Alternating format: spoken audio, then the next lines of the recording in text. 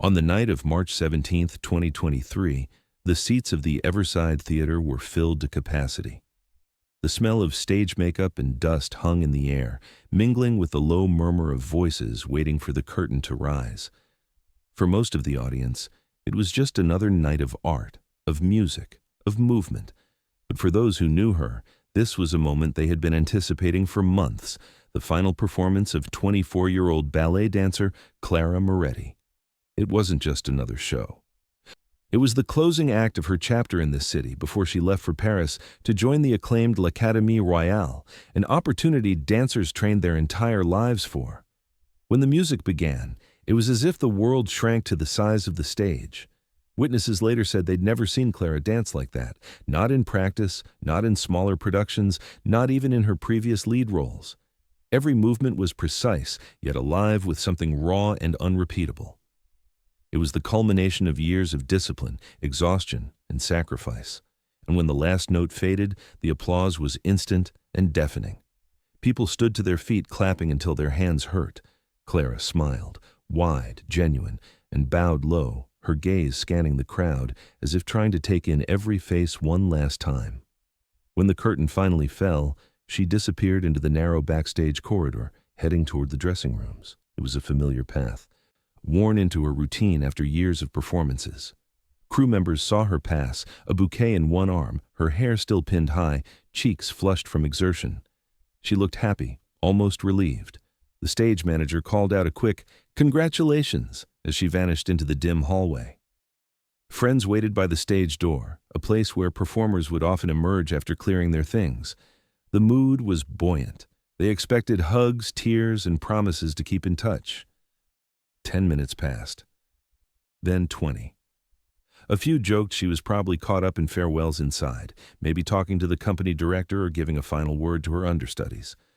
But when the minutes turned into nearly an hour, unease began to set in. 2 stagehands tasked with locking up for the night finally went to check the dressing rooms. Clara's space was immaculate, almost staged, costumes on their hangers, makeup neatly placed, the bouquet now resting on the counter. On the bench sat her purse, her phone, and a small key ring. The contents of the bag were later confirmed to be untouched: wallet, identification, even the boarding pass for her flight to France the following morning. It was as if she'd stepped out for a moment and never returned. The initial theory, voiced quietly among the crew, was that she'd slipped away to meet someone privately, perhaps a romantic partner or a close friend. In the heightened emotions of a final night, maybe she wanted to say goodbye away from the noise. The unlocked side exit behind the theater lent some weight to that idea. No one could say for certain if it had been open all night or if someone had left it unlatched deliberately. By the time the first officer arrived just after midnight, the air in the theater had changed. What had been excitement was now a taut, unspoken fear. The responding officer took statements, noting timelines and cataloging who had last seen Clara and where. Her friends assured police she would not have left without her things, especially not without her phone. They pointed out that Clara was meticulous, always prepared, and always reachable. In the early hours, detectives reviewed the theater's limited security footage. One camera, fixed on the stage door, showed nothing unusual, no sign of Clara leaving through the front. Another, trained on the hallway near the dressing rooms, captured her walking past at 10:43 p.m., still holding the bouquet. After that, she simply didn't appear again. No camera recorded her leaving. No one saw her slip into the night. Within hours, what had started as speculation became an official missing person case. Officers canvassed the surrounding streets, asking late-night pedestrians and nearby shop owners if they'd seen her. One man, waiting for a rideshare across the road, told police he thought he saw a tall woman in a long coat being helped into a dark van parked near the alley behind the theater around 11 p.m. He remembered her hair, pulled back high, the way Clara had worn hers during the performance. But under poor lighting, and from that distance, he admitted he couldn't be sure. By morning, the story was already spreading. Social media posts began circulating with photos from her final bow, urging anyone with information to come forward. Her family, still processing the idea that she was leaving for a new life abroad, woke to the news that she might not have even made it home. Her mother's voice shook as she left voicemails, her father pacing silently in the background. Police issued a bulletin with Clara's description, her last known clothing, and the time she was last confirmed seen. For those who had been there that night, the memory was already turning surreal. They had watched her dance, they had heard the applause, they had seen her disappear behind the curtain. And now, less than 12 hours later, there was no sign she had ever stepped out again. Somewhere in the span of those final moments, in the narrow hallways of the Everside Theater, Clara Moretti had vanished, and no one yet knew how or why. But as investigators would soon discover, the strange details of her last night, the unlocked exit, the possible sighting of the van, and the belongings she left behind, were only the beginning of a mystery that would grow colder, darker, and far more complicated in the months ahead. By the morning after Clara Moretti's disappearance, the Everside Theater no longer felt like a place of art or joy. It was cordoned off with yellow tape, its backstage corridors occupied not by dancers rehearsing, but by uniformed officers and crime scene technicians. Every sound was muffled, every voice low, as if the building itself was holding its breath. Detectives began with the most immediate step, speaking to those who had been closest to her in those final minutes. One by one, they pulled aside dancers, stagehands, and the small crew who had stayed behind after the curtain fell.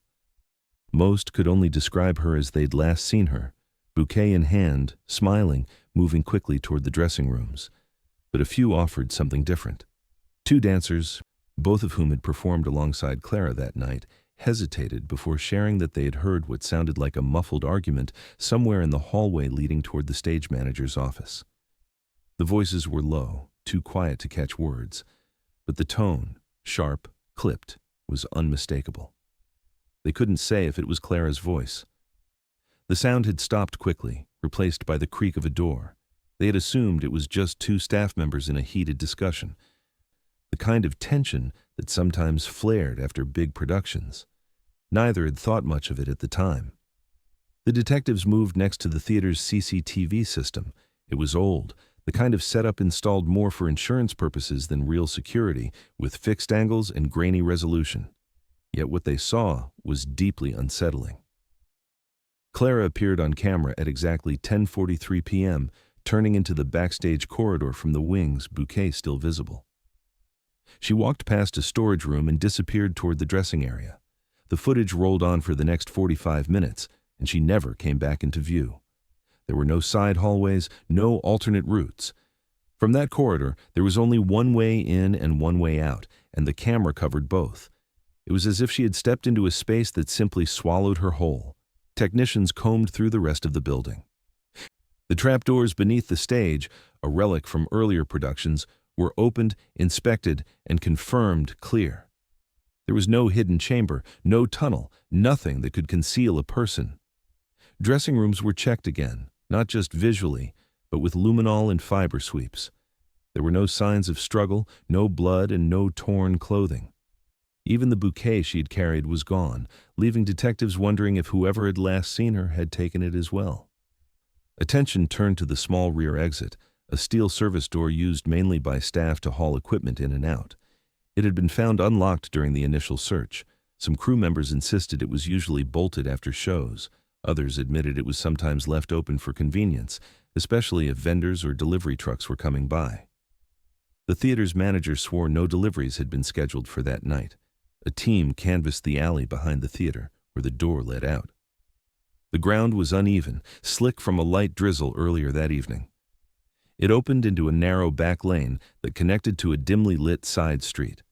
There were no functioning street cameras in the immediate area, but as detectives worked outward, they found one mounted on the corner of a small print shop across the street. The angle didn't catch the rear door itself, but it did capture part of the road. That was where they found their first lead, a dark van, boxy in shape, idling at the far curb around 10:50 p.m.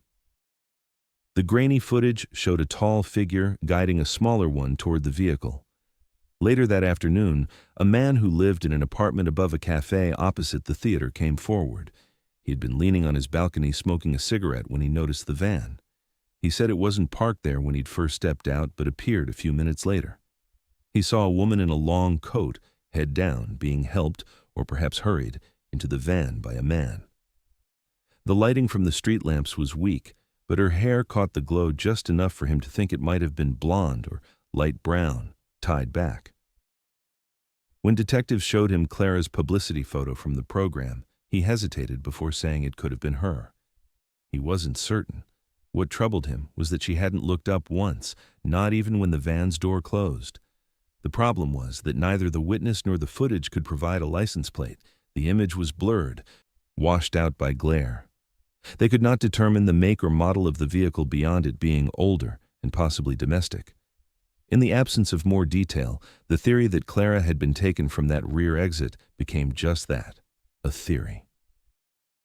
Forensics swept the alley for trace evidence, but the drizzle had already washed most surfaces clean. A partial shoe print was lifted from the wet ground, but it was too generic to match to any specific shoe or suspect. By the end of the second day, detectives found themselves circling the same questions without answers. If Clara had been in that van, would she have gone willingly?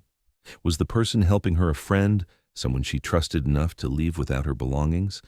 Or had she been coerced, the coat and hurried walk hiding a struggle from anyone who might have noticed? The unlocked door, the possible argument, and the sudden appearance of a van minutes after she vanished all painted a troubling picture. But without a clearer image or a confirmed identity, it remained just out of reach, a shadow of a lead, as fragile as the memory of applause still echoing in the empty theater. And it was in those gaps, those small uncertainties, that the mystery began to deepen. By the third day, Clara Moretti's disappearance had moved far beyond the confines of the Everside Theater. It had become a story that the entire city, and soon the country, couldn't stop talking about. Local news stations ran her image almost hourly, choosing the now iconic shot of her final bow, eyes bright under the stage lights, bouquet clutched in one hand. Online, the clip of her last performance began to spread with alarming speed. Some uploaded it as a tribute, editing it to music with captions asking, "Where is Clara?" Others slowed the footage, searching her expressions for hidden meanings, convinced that if they studied her closely enough, they might catch a flicker of fear before she stepped backstage for the last time. And with every share and every repost, theories began multiplying. One of the earliest and most chilling involved a man whose name had surfaced before in whispered conversations among the ballet community. 2 years earlier, he had been removed from a performance after trying to push his way backstage. He was a self-proclaimed admirer who had sent Clara a series of letters over several months. At first, they had seemed harmless, full of praise for her technique and dedication, but they quickly turned obsessive, then menacing, when she ignored his invitations to meet in person. The letters shifted in tone, accusing her of arrogance and warning her that her career would end badly if she kept turning away from the people who truly cared. In one, he wrote that she would regret missing her last chance. He had been cautioned by police and banned from the theater, but no restraining order had been issued. As far as the official record showed, he had stayed away. But now, with Clara missing, people began to wonder if he had been quietly waiting for an opportunity to act. There was another theory, quieter but no less unsettling, circulating within the close-knit world of the company itself. Clara's final performance had been the lead role, a role others had wanted badly. Among them was Sabine, a fellow dancer known for her technical precision and ambition. Several cast members remembered moments of tension during rehearsals, arguments about timing, whispered complaints about choreography changes, and a single rehearsal where Sabine had stormed off after being corrected by the director.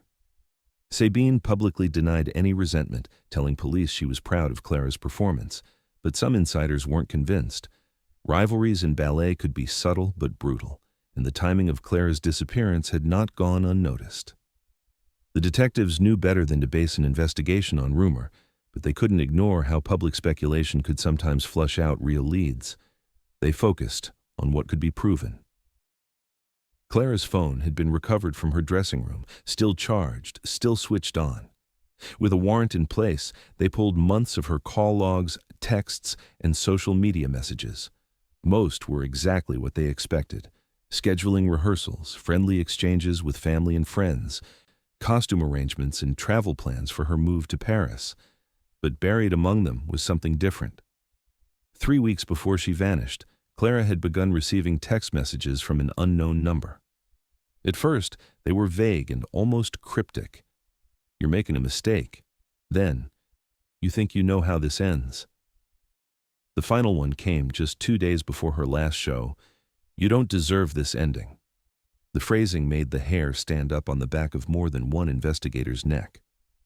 It was deliberate, personal. Whoever had sent it wasn't just talking about the performance. It sounded as if they were talking about Clara's life itself. The number had no name attached and no service account that could be traced to a known individual. It belonged to a prepaid phone purchased in cash from a convenience store on the east side of the city. Detectives moved quickly, knowing that stores like this often had their own limited CCTV, but when they arrived, they discovered the footage had already been overwritten. The system recycled itself every 72 hours. The clerk remembered selling a prepaid phone recently, but couldn't recall any details about the buyer beyond the fact they wore a baseball cap pulled low. Forensics had little more to work with. There were no fingerprints on the packaging, no usable DNA traces, and the phone itself had been activated, used only for sending those few texts, and then powered off permanently. There were no calls, no data usage, and no GPS pings that could help place it anywhere. Whoever had sent those messages had been careful, precise, and intent on leaving no trail. When police released limited details to the public, the case seemed to ignite further. Amateur sleuths online began combing through every piece of Clara's public life, scouring old performance photos and behind-the-scenes shots for familiar faces. Some swore they saw her stalker lingering in the background at a charity gala months earlier, though the images were grainy and inconclusive. Others zeroed in on the rivalry angle, speculating about whether someone in her own company could have wanted her gone. The noise made it harder for Clara's family to navigate their own grief. Her mother took every call, no matter how far-fetched the tip, unable to risk ignoring something that could be real. She spoke to reporters with a voice that trembled but never broke, pleading directly to whoever might have her daughter to let her come home. Her father, by contrast, had withdrawn almost entirely. He refused interviews and declined to speak at press conferences, telling a friend he didn't want to feed the circus. The difference in how they coped began to fracture the family's public image, with some in the media even questioning whether they were united in their search. Detectives quietly compiled a short list of individuals with both motive and opportunity. The stalker was there. So was Sabine. But the prepaid number sat at the top. It was the one solid link to a person who had deliberately reached into Clara's life in the weeks leading up to her disappearance, someone who either knew what was coming or intended to make it happen. The last text, "You don't deserve this ending," read almost like a declaration, as though the sender saw themselves as the one in control of her fate. Yet there was nothing to connect it to a name, no proof it belonged to anyone already under suspicion. It remained a shadow, frustratingly close to the truth, but impossible to touch. And the more investigators stared at those words, the more they began to wonder if they had been meant as a warning or a promise that had already been fulfilled. The answer to that question would decide whether they were chasing a rescuer, a stalker, or a killer. And at that stage, all three possibilities were still on the table. In the weeks after Clara Moretti's disappearance, the public's attention had been fixed on strangers: the stalker, the jealous rival, and the nameless sender of those cryptic texts. But as detectives dug deeper, their search began to turn inward, toward the people who had known her for her entire life. It was during interviews with friends and colleagues that a different thread emerged, one far more personal. Several people quietly mentioned that Clara's relationship with her father had been strained for years, and that in the days leading up to her final performance, the tension between them had been particularly sharp. Clara's father, Anthony Moretti, was a man who had built his reputation in the city's business community, running a successful chain of upscale wine distributors. His expectations for his daughter had been clear from the time she was a teenager: finish her degree, step into the family business, and eventually take over. Ballet, in his eyes, was a hobby, not a career. Clara's decision to pursue it professionally and to leave the country for Paris was something he had never fully accepted. According to a close family friend, Anthony saw her move as a betrayal, a rejection not just of his wishes, but of the life he had built for her. The morning of her final performance, the argument that had been building for months finally erupted. Anthony would later admit to detectives that they had exchanged heated words in the kitchen over breakfast. Clara had told him, for the last time, that she was going to France whether he supported her or not. He told her she was throwing away her future. She left the house in silence, and they did not speak again before she disappeared that night. When asked about it in his official statement, Anthony's jaw tightened, his voice clipped. He insisted he had been at home during her performance, watching a basketball game, and that he'd only learnt she was missing when Clara's mother called him after midnight. Detectives considered him a person of interest, at least briefly. The combination of a heated argument, a strained relationship, and the life-changing decision Clara was making raised questions they couldn't ignore. But his alibi, confirmed by two neighbors who had seen him in his driveway during the game's halftime, held up. His phone records placed him at home for the duration of the evening. There was no evidence tying him to the theater, no link to the van sighting, and no connection to the prepaid phone that had sent those messages. Reluctantly, investigators ruled him out as a suspect, though whispers about their fractured relationship would follow him long after the official scrutiny had ended. While Anthony pulled back from the public eye, Clara's mother stepped forward into it with a kind of desperate resolve. Teresa Moretti, a soft-spoken woman in her early 50s, began appearing at press conferences, speaking directly to the cameras with her hands clasped tightly in front of her. She pleaded with whoever had her daughter, if someone did, to let her go, to allow her to come home. She gave interviews to local news stations, posed for photos with missing person flyers, and even joined community-organized search efforts in the wooded areas outside the city. Her voice would sometimes falter, but she never broke down in front of the cameras. "If she's out there, I want her to know we're still looking," she told one reporter. The difference in how Clara's parents responded quickly became a point of tension, and then a fracture. Teresa accused Anthony of not doing enough, of hiding behind his alibi while she put herself through the exhausting grind of media attention and public appeals. Anthony, in turn, resented what he saw as her willingness to turn their family's pain into a spectacle, inviting scrutiny into their private lives. Friends noticed that they no longer arrived together at community events, and that when they were in the same room, they rarely spoke. The pressure from the outside world only deepened the divide.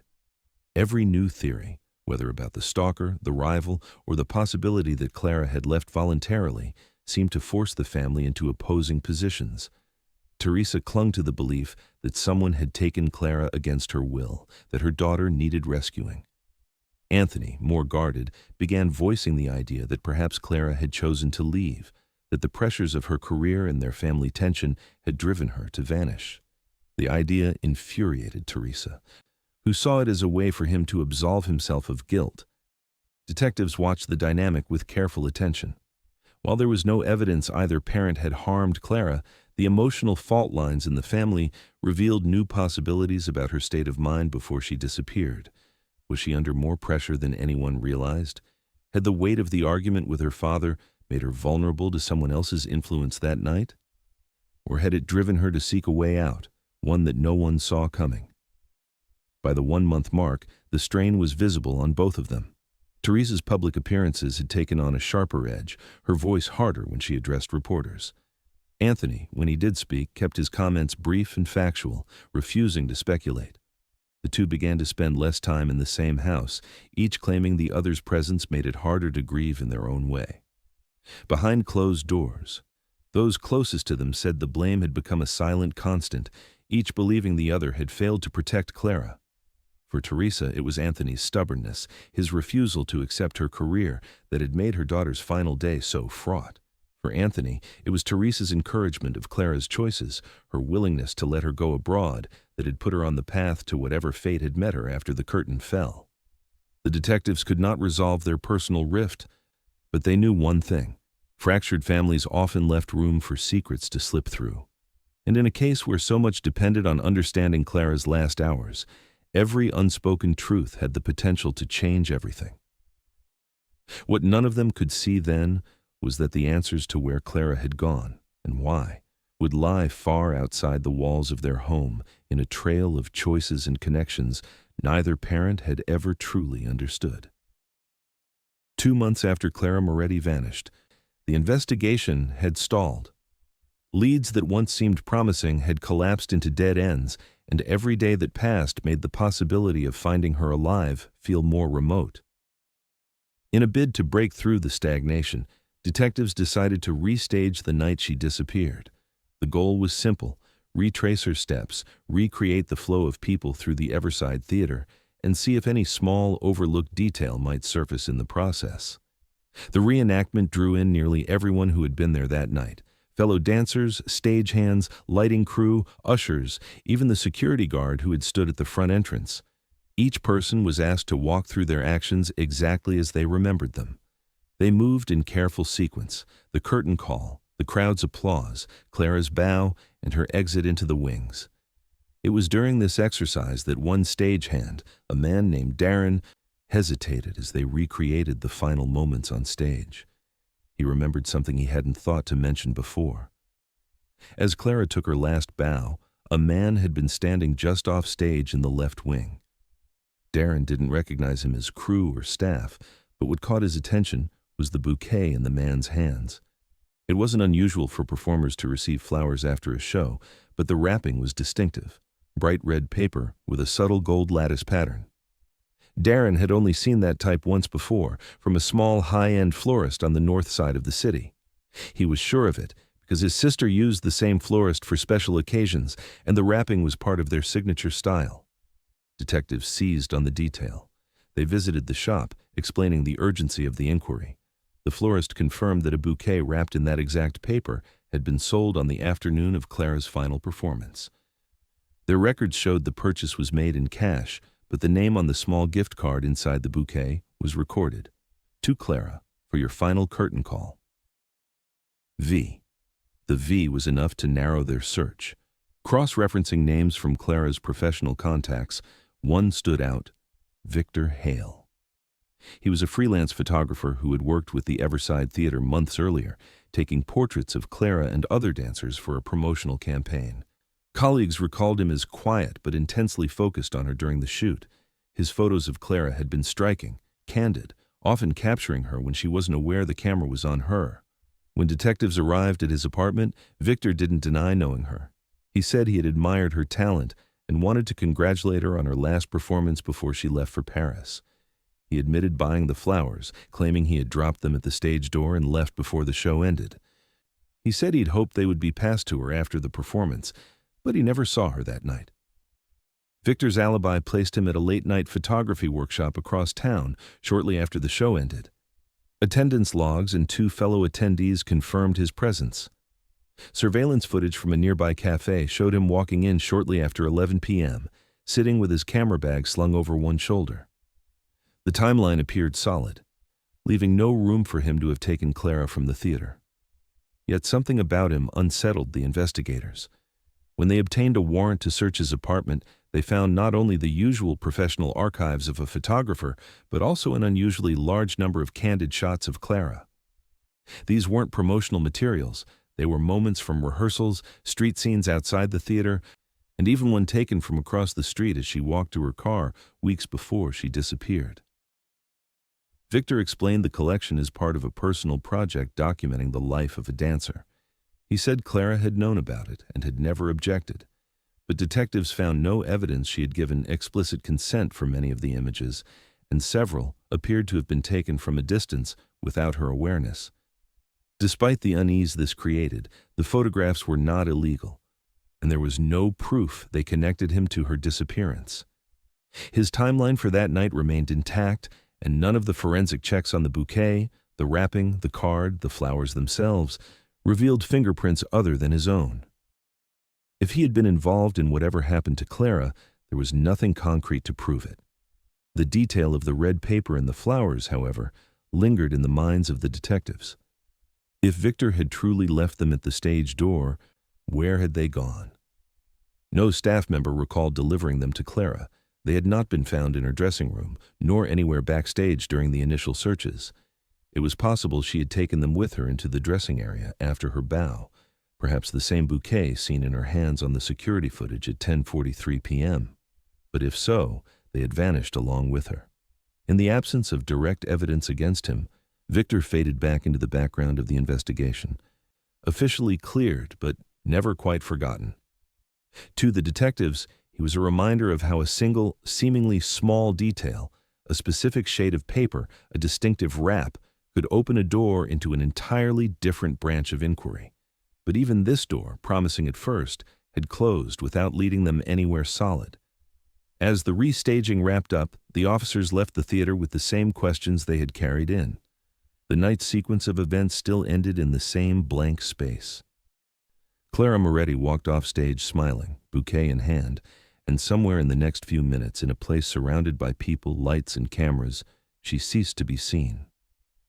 Whatever had happened, it had happened in plain sight, and no one had been able to stop it. By the time summer rolled into autumn, the investigation into Clara Moretti's disappearance had gone quiet. In the first weeks, every new tip had felt like a lifeline, a possible breakthrough waiting just beyond the next phone call. Now, the calls came less frequently, and most led nowhere. The tip line was still active, but the voice on the other end was usually a stranger certain they'd seen her in a different city, or a neighbor convinced they'd heard something suspicious months before. Each claim was checked, logged, and crossed off when it led to another dead end. The detectives still worked the case, but they were no longer chasing momentum. They were chasing shadows.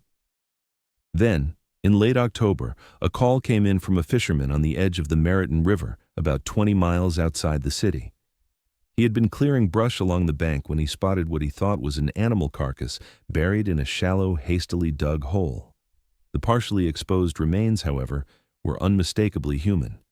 Within hours, the riverbank was swarming with crime scene tape, forensic tents, and the heavy, quiet presence of officers who had seen too many of these discoveries. The body was that of a young woman, similar in build to Clara, dressed in what had once been dark clothing, now faded and torn. There was no ID, no phone, nothing that could immediately confirm her identity.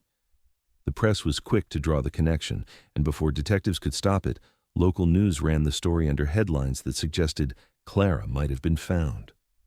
Her mother saw it on the morning broadcast before the police could call. For 2 days, the city held its breath as forensic teams worked to match DNA from the remains to Clara's profile. The answer came back swiftly and definitively. It wasn't her. The woman by the river was someone else's daughter, someone else's tragedy. In private, the lead detective admitted it was both a relief and a frustration. Relief that Clara's family wouldn't have to face that particular grief. Frustration because the lead had collapsed, leaving them right back where they'd started. By winter, the case file had grown thick with reports but thin with progress. Theories had been explored, discarded, revisited, and set aside again. The van sighting, the cryptic messages, the bouquet in red paper, none had produced the connection that would bring her home or explain why she had vanished. With no arrests, no further sightings, and no physical evidence tying anyone to her disappearance, the story that had once dominated front pages began to fade from the headlines. The Everside Theater, already struggling financially before Clara's disappearance, took a devastating hit in the aftermath. Ticket sales plummeted as the building became a place people spoke about in hushed tones, a landmark tied to unanswered questions and whispered fears. Sponsors pulled out, unwilling to associate their names with a place now synonymous with loss. Within a year, the board announced it would close. The final production played to a half-empty house, and when the curtain fell that night, there was no applause strong enough to hide the emptiness. The stage where Clara had last danced was left to gather dust, the air inside heavy with silence. Clara's case did not vanish entirely. It simply shifted into a different kind of life. Every few months, it would resurface in online spaces, a post in a true crime forum, an episode of a podcast devoted to cold cases, a speculative video uploaded by an amateur investigator convinced they had pieced together the truth. In these retellings, her story took on new layers, each more elaborate than the last. Some insisted she had been abducted by a stalker. Others leaned on rumors of organized crime in the city, suggesting she had been in the wrong place at the wrong time. A few even believed she had left on her own, building a new life under a different name in another country. The theories multiplied, but none came with proof. In the absence of facts, speculation became its own currency. Photographs from her last performance were dissected again and again, her smile examined like a clue, and her posture debated for signs of tension or fear. Grainy images of women walking down foreign streets would circulate briefly, tagged with claims that Clara had been found, only to be debunked hours later. For her family, the lack of answers was its own kind of punishment. Teresa kept Clara's bedroom exactly as it had been the morning she left for rehearsal, the bed neatly made, the framed photos still on the dresser, her travel bag for Paris still tucked in the corner. Anthony rarely went inside at all. They had stopped speaking to each other regularly, communicating only when necessary. What had once been a shared grief had hardened into parallel silences. In the police station, the case file was eventually moved from the active investigations desk to the cold cases section. It wasn't closed. It could never truly be closed without resolution, but it was no longer on the daily roster of assignments. Detectives told themselves they were ready to pick it up again the moment something new surfaced. But deep down, many of them knew that unless someone came forward, unless some overlooked piece of evidence revealed itself, the truth might stay buried. And so, Clara Moretti's disappearance settled into the city's collective memory as one of its lingering tragedies, a story people remembered but could no longer quite picture clearly. A dancer's final bow, a night of applause, and then nothing. The unanswered question of what happened after the curtain fell would hang in the air for years, waiting for the one detail that could finally bring it back into the light. 3 years had passed since Clara Moretti's name last made headlines. In that time, the theater where she had given her final performance had been shuttered, sold, and stripped of its stage. Her family no longer gave interviews, the missing posters had long since curled and faded, and even the most dedicated online sleuths had grown quiet. Then, in the spring of 2026, the silence shattered. It began with a post from a small arts blog that rarely reached more than a few hundred readers. The blogger had been covering a local ballet recital at a modest community art center 2 hours outside the city. It was an unremarkable performance by a promising young dancer, recorded on a handheld camera for the sake of the student's portfolio. After the final dance, the recital closed with a tribute segment, a projection of past performances by dancers who had inspired the local community. Among them was Clara's final performance at the Everside Theater, the one preserved in the hauntingly perfect footage taken just hours before she vanished. At first, no one paid much attention to the grainy recording of the audience. The camera, focusing mainly on the stage, occasionally panned across the front rows, catching fleeting glimpses of faces. But one viewer, scrolling absent-mindedly through the blogger's post late at night, stopped suddenly. In the second row, near the center aisle, sat a woman with light brown hair pulled into a familiar bun, clapping as the projected image of Clara took her last bow. The quality was poor, the lighting uneven, but the resemblance was uncanny. Within hours, the clip was pulled from the blog and shared on social media. Screenshots circulated with arrows pointing to the woman's face, side-by-side comparisons of her features next to known photos of Clara. People didn't just claim it looked like her, they insisted it was her. The graininess did nothing to blunt the conviction of those who saw her jawline, the tilt of her smile, and the subtle, distinctive way she clapped with her fingers curved slightly inward. And then came the detail no one could shake. As the projection of Clara on stage bowed, the woman in the audience appeared to smile, not at the performance itself, but as if in acknowledgement, a tiny, private reaction aimed at the sight of her own image. By the second day, the video had been viewed hundreds of thousands of times.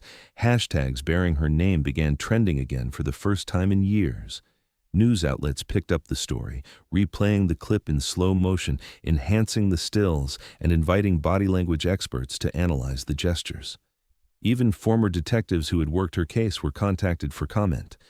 Most were cautious, saying the resemblance was striking, but the footage too low quality to confirm anything. For Clara's mother, seeing the video was like reopening a wound that had never fully healed. She told a reporter she felt an immediate certainty it was her daughter. I know how she moves, even sitting still." "That's her," she said, her voice trembling. Anthony, her father, was less certain. He acknowledged the likeness but argued that people often saw what they wanted to see, especially in moments of hope. Detectives reopened the case file and obtained the original recording from the blogger. They sent it to forensic video analysts who worked to stabilize the image and enhance the resolution. After days of processing, the analysts returned with their conclusion. While the footage remained imperfect, the probability that the woman was Clara was extremely high, around 98% based on facial markers and proportional measurements. Investigators traced the recital's ticket sales. The woman in question had purchased her seat in cash at the door, giving only the name Lena. Staff at the art center remembered her vaguely, polite, quiet, arriving alone and leaving quickly. When the curtain fell, she was seen heading straight for the exit, her posture upright, her gaze down. Outside, the trail blurred. The parking lot's security cameras had been malfunctioning for weeks, and by the time police canvassed the area, any external footage from nearby businesses had already been overwritten. Witnesses offered little more. A man who had been sitting behind her remembered she had clapped with an almost childlike enthusiasm during the tribute segment, leaning forward slightly in her seat. Another recalled that she didn't stay to mingle after the performance, but stepped out into the night as soon as it ended. The most tantalizing clue came from a brief shot at the very end of the recording. As she rose from her seat, the camera caught the side of her face in profile. Even in shadow, the shape of her features seemed to match Clara's perfectly. But the moment was fleeting, over in less than 2 seconds. The discovery reignited every theory that had ever surrounded Clara's disappearance. If it was her, why had she stayed hidden for 3 years? Had she been running from someone or from her own life? Was her appearance at the recital deliberate, a quiet message to those still wondering, or simply a coincidence caught by chance? And perhaps most unsettling of all, why had she been watching her own final performance, applauding it as though it belonged to someone else entirely? For investigators, the clip was both a breakthrough and a torment. It was the strongest lead they'd had in years, yet it offered nothing concrete, no clear location, no traceable contact, just a face in a crowd that might have been a ghost. Still, one thing was certain. After years of silence, the possibility that Clara was alive had been pulled back into the light, and no one could say how long she might remain there before vanishing again. When the clip first began to circulate, most people dismissed it as a strange coincidence, the kind of eerie resemblance that sometimes surfaces in grainy footage and fuels old rumors. But for the detectives who had worked the Moretti case, it was different. This wasn't just a woman who happened to look like Clara. The posture, the way she clapped, the slight tilt of her head, all of it felt too familiar to ignore. Within days, the case file was pulled from the cold storage shelves, dust shaken off, and placed back on an active desk for the first time in nearly 3 years. The investigation, long dormant, was awake again. The recording went straight to the state's digital forensics lab. There, analysts began the slow, meticulous work of enhancing, stabilizing, and dissecting it frame by frame. They froze the image at every moment her face caught the dim house lights, comparing each still to known photographs and videos of Clara. Facial recognition mapping was used to measure dozens of physical markers, the distance between her eyes, the angle of her jaw, and the curve of her cheekbones. Even her smallest mannerisms, the subtle inward curl of her fingers when she applauded, were weighed against hours of archived performance footage. After a week of work, the lab delivered its findings. The language was clinical, but the message was staggering. A 98% probability that the woman in the clip was Clara Moretti. It was as close to certainty as technology could provide without a direct in-person match. For the team who had spent years staring at unanswered questions, the confirmation was a jolt, a possible answer to the mystery that had consumed so much time, so many resources, and so much of her family's hope. But the answer only raised new questions. If Clara was alive, what had she been doing for the last 3 years? Had she left willingly, stepping out of her old life by choice? Or had she been taken, only to resurface now for reasons no one could yet see?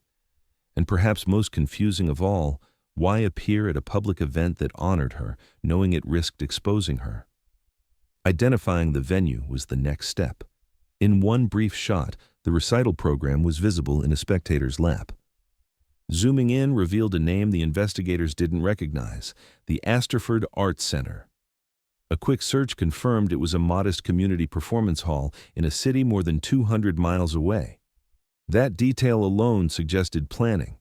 Clara, or the woman who looked exactly like her, had been far from her old home, in a place where no one would expect to find her. Within hours, a small team was driving to Asterford. The Arts Center was an unassuming building wedged between a laundromat and a shuttered bookshop with a faded sign and peeling paint. Inside, staff members were cooperative but offered little. None remembered her clearly. She had been just another face in a small crowd, they said, polite, quiet, buying her ticket and cash at the door. She had given the name Lena when asked for the seating chart and taken her seat in the second row without speaking to anyone. When the performance ended, she didn't linger for the post-show reception. Instead, she left almost immediately, slipping through a side exit before the rest of the audience began to file out. Detectives requested any surveillance footage. Inside, there were no functioning cameras. Outside, a single weather-worn unit above the main entrance had captured her stepping into the night. She was wearing a long, dark coat, the collar pulled high. She walked briskly toward the far end of the parking lot, where a silver sedan was waiting. Without hesitation, she opened the passenger door, got in, and closed it behind her. The car drove away almost immediately, headlights cutting through the dark. Investigators froze the frame, trying to read the license plate, but the image was ruined by glare from a street lamp. Attempts to enhance it yielded only partial numbers, not enough to trace ownership. The make and model were difficult to pin down from the angle, though it appeared to be a late-model sedan, possibly foreign. The lack of usable surveillance outside the Arts Center was compounded by another blow. Every nearby business either had no exterior cameras or had already overwritten their footage. The trail ended less than a minute after she stepped outside. Back at the precinct, detectives watched the footage over and over. The way she moved toward the car told them something. She wasn't glancing behind her, wasn't hesitating, and wasn't moving like someone in fear. It looked like she knew the driver, maybe trusted them. That single detail began to shift the tone of the investigation. For the first time, the idea of a voluntary disappearance no longer seemed far-fetched. Two theories began to dominate their internal discussions. The first was that Clara had staged her own disappearance back in 2023, perhaps with help, and had built a new life under another identity. The recital appearance could have been a moment of nostalgia, a calculated risk to revisit something from her past. The second was that she had been coerced into leaving, and over time, the constraints of her situation had loosened enough for her to appear in public without fear. Theories alone, however, were useless without evidence. They had no address, no current name, and no proof she was living in Asterford or anywhere near it. All they had was a grainy clip of a woman clapping for her own image and stepping into a car that vanished into the night. Even among the investigators, opinions split. Some believed she had come to the recital intentionally, as a message, maybe to her family, maybe to someone else entirely. Others thought it was recklessness, that she had let her guard down for just one night and been unlucky enough to be caught on camera. Her parents' reactions reflected that divide. Teresa insisted it was her daughter, alive and waiting for a reason to come home. Anthony doubted the motives behind the appearance, saying that if Clara truly wanted to return, she would have by now. The clip's existence changed the case in a way no one could reverse. It was no longer about finding out whether Clara had survived. The evidence now suggested she had. It was about understanding why she had stayed away for so long and what it meant that she had surfaced again, however briefly. One thing was clear to everyone who saw her step into that silver sedan. Clara Moretti hadn't been lost in the way they thought. She had been living somewhere out of reach in a life no one around her had known to look for. And for reasons that might never be fully understood, she had chosen, or been allowed, to keep it that way. Following the sighting at the Arts Center, investigators doubled down on the few tangible leads they had. The silver sedan was still a dead end, but the cash ticket purchase under the name Lena offered one thin thread to pull. Detectives traced every recital attendee who had paid in cash, cross-checking nearby transactions at shops, gas stations, and cafes within walking distance of the venue that same day. It was slow, patient work, but eventually a small anomaly emerged. A cafe just 2 blocks from the Arts Center had taken a cash payment from a woman matching Lena's description hours before the performance. Security footage showed her stepping inside, coat folded over her arm, ordering a tea and leaving with a small paper bag. She didn't seem hurried, but her head stayed slightly lowered, her hair pinned back in a precise ballet bun. The footage provided a better profile shot than anything captured at the recital. Using that image, detectives began circulating stills discreetly among contacts in nearby communities. It was a retired dance teacher from a rural town 40 miles away who finally called back. She recognized the woman instantly, not as Clara Moretti, but as Miss Lena, a ballet instructor who had been teaching at a small private studio there for nearly 2 years. According to the teacher, Lena was talented and deeply committed to her students, but intensely private. She had refused to appear in promotional photos, never allowed her classes to be filmed, and steered conversation away from her life before arriving in town. Digging into the studio's ownership revealed another unexpected twist. It wasn't registered in Lena's name at all. The lease belonged to a shell company, which in turn was tied to a man the detectives knew well, Victor Hale, the reclusive photographer who had once taken promotional portraits of Clara and been questioned early in the investigation. Victor had been cleared at the time, but his obsessive collection of candid shots of her had left an uneasy impression. Now, the discovery that he held financial ties to the place where Lena had been working felt like too sharp a coincidence to ignore. Detectives drove out to the town the same day. The studio was tucked on a quiet side street, its front windows lined with sheer curtains that let in soft light, but blocked any clear view inside. A printed schedule taped to the glass listed ballet classes for children and adults, with Lena's name next to most of them. But when the officers stepped inside, the room was empty. The polished wooden floor gleamed under the morning light, the mirrors along the wall reflecting nothing but stillness. At the front desk, a ceramic mug sat half full of coffee, steam still curling faintly from the surface. A coat hung on a hook by the door, and a pair of ballet slippers lay neatly side by side under a chair. It looked as though whoever had been there had stepped out only moments earlier. Yet the rest of the space told a different story. Drawers were open, a few items were missing from shelves, and the cubbies where students stored personal belongings during class were empty. A stack of attendance sheets sat in plain view, but the most recent date had been crossed out in pen. Whatever was happening, it was clear the studio was in the process of being abandoned, quickly and without warning. Officers spoke to the neighboring shop owners, but no one had seen Lena that morning.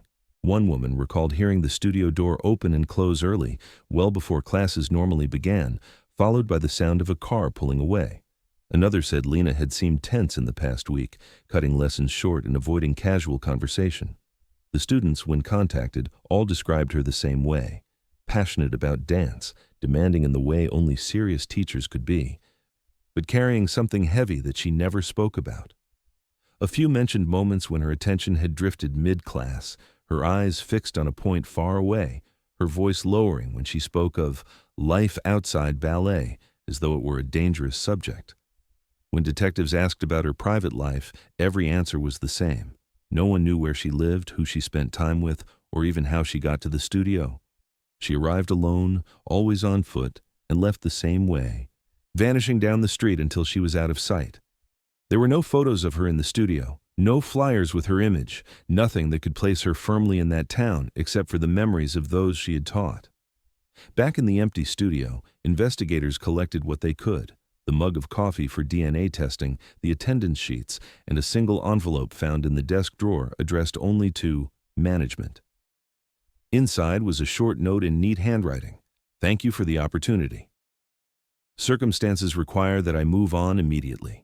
No signature, no forwarding address, no explanation. It was the kind of disappearance that left behind the faintest trace of warmth, coffee still hot, slippers still under the chair, but nothing substantial to follow. And yet, the connections were tightening. If Lena was Clara, and if Victor Hale had provided her with this job under another name, Then, whatever had happened in the shadows after her final bow 3 years earlier was not random. It was a life constructed deliberately, sustained in secrecy, and abandoned the moment it was at risk of being exposed. The coffee still steaming suggested the departure had been triggered by something sudden, perhaps a tip-off, a phone call, or a message that the questions she had been avoiding for years were now on their way to her door. Whatever the cause, one truth was unavoidable. The woman who had once vanished from a crowded theater had just vanished again, this time from a small, quiet studio in a town that would soon be left with only rumors and the sound of an empty dance floor. 2 weeks after the abandoned dance studio was discovered, the case shifted again. On a gray Tuesday morning, an envelope arrived at the precinct, its surface marked only with the words, "Missing Persons Unit," in precise, deliberate block letters. There was no return address. The postmark was from a city 3 hours away. Inside was a small brass key taped to a folded sheet of paper, along with a single typed line. Unit 47, Westbrook Storage. No signature, no explanation. Detectives drove to the facility that afternoon. The unit was isolated, tucked along the back row near a chain-link fence overgrown with weeds. The lock turned easily. When the metal door rolled open, the interior was almost empty. In the center of the concrete floor sat one large plastic storage bin, its lid sealed with brittle masking tape. Inside were items so personal they felt like an intrusion to touch. A neat stack of ballet costumes, each wrapped in tissue paper, worn pointe shoes tied together by their ribbons, and at the bottom, a blue passport bearing the name Clara Moretti. There was also an envelope, sealed and marked in tidy handwriting. For whoever is still looking. The letter inside was handwritten, the lines carefully spaced.